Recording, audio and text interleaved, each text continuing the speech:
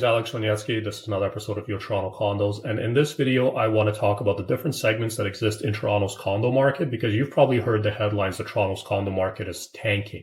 Well, this headline is only partially correct, because what does tanking mean? And also, what is it that they're talking about when they say the condo market is tanking?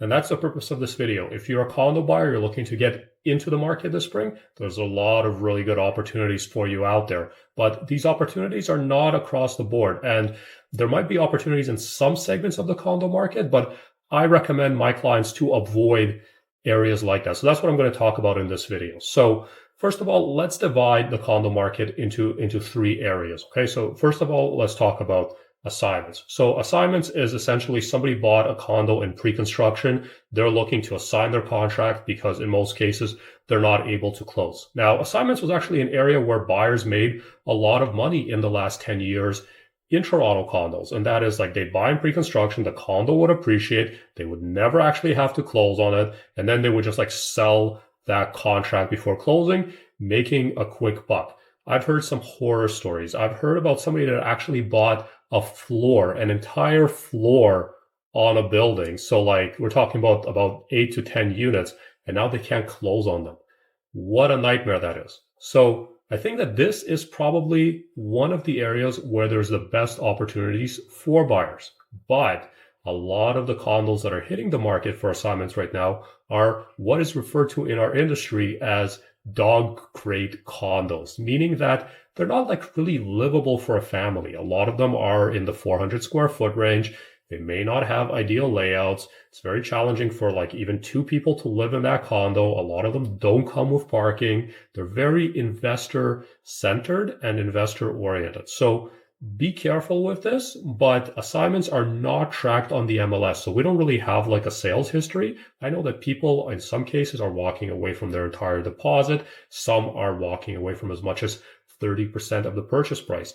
And a big reason for that is that these assignments are not appraising the way that they're supposed to. So people just can't get a mortgage on it. And if you want to take advantage of an assignment, you have to make sure that you're working with a team that understands assignments. Your mortgage broker has to be on board. You have to have a lawyer that understands assignments, and you have to have liquid capital. You need to be able to close quickly. The closer it is to the closing date, the better the opportunity for you as a buyer.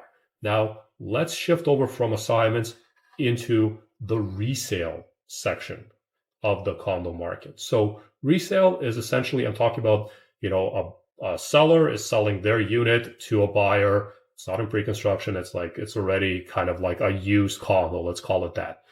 Good opportunities here again. So resale right now in the GTA is in the $800 to $900 a square foot range.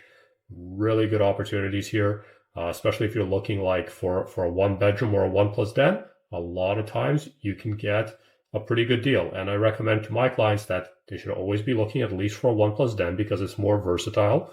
If that den can potentially even be used as a second bedroom, that's great as well. And whenever possible, look for a condo that has parking. There should also be something unique about that unit, such as like a good view, higher ceilings. Maybe it has 2 full bathrooms, and a lot of the other units in the building that are in that same size category do not. So really look for those, because it's going to be really good for you when you're actually also going to be going to sell that unit. It's going to stand out. So condos for many are not like the long-term solution. It's a stepping stone into the market. When their family starts to grow, they need to sell and move out or rent it out. And if you make a logical choice and buy a unit that is very livable in today, you're going to be able to also capitalize on appreciation. Those 400 square foot condos with no parking, I don't know what's going to happen to those in like 5 to 10 years.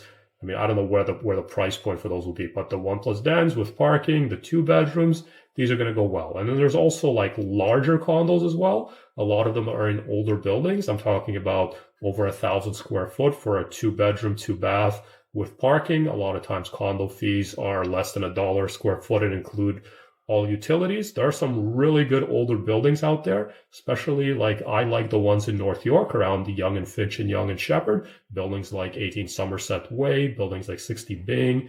I really like those buildings. So I think that those are really good opportunities. Now, there are some larger buildings to stay away from, and generally your agent should be aware of that. In some cases, like very challenging to even get like a financing or a mortgage on those. You may need to put like 30% down, use a B lender and so forth. And of course, that's going to be challenging in resale. One thing I want you to keep in mind, like when you're shopping for a home, is that buyers don't buy the price of the home. They buy the monthly payments. Okay. So if somebody can't get a mortgage on a unit, even if that unit is, I don't know, like 400,000, it's going to be really tough for you to sell it. So keep that in mind as you're going into it. And of course, make sure that you're always having your lawyer review the status certificate before your deal goes firm. And the last portion of the condo market that I want to talk about is pre-construction. Pre-construction is tanking. Okay. They can't sell it. It's like $1,300, $1,400, $1,500 a square foot. It's almost double in some cases of what resale is. They cannot unload pre-construction. In today's market, pre-construction doesn't make sense. Pre-construction projects are being canceled. Some are being shifted to rentals instead of condos. And I know that Toronto's also moving into a mid-rise living model. So we're going to start seeing a lot less of these skyscrapers and more of the 10 to 12 story buildings that are actually going to have larger floor plans, less units, going to be more livable. I'm really excited and actually really happy about that because I think that that's what our city needs. We need less 400 square foot condos and we need more 900 square foot condos. That's what I think. So these are the three segments. Okay. Now, if you're out there and you're thinking about getting into the condo market in the spring, interest rates are coming down and probably going to be coming down more with tariffs. If your job is not going to be impacted potentially by tariffs, really good opportunity for you. The first step is to speak to a mortgage broker and get pre-approved so that you know what the monthly payments are going to be. Make sure that the payments make sense for you and that, you know, it's something that's the right fit for you today. My name is Alex Shvanetsky. I'm a Toronto realtor for Max Condos Plus. If you want to book a call and talk about where the condo market is, no obligations. There's a link in my bio. I'll see you next time on your Toronto Condos. As always, if you can hit that subscribe button and give me a thumbs up, I'd really appreciate it. Hope you found this to be valuable. Thanks for watching.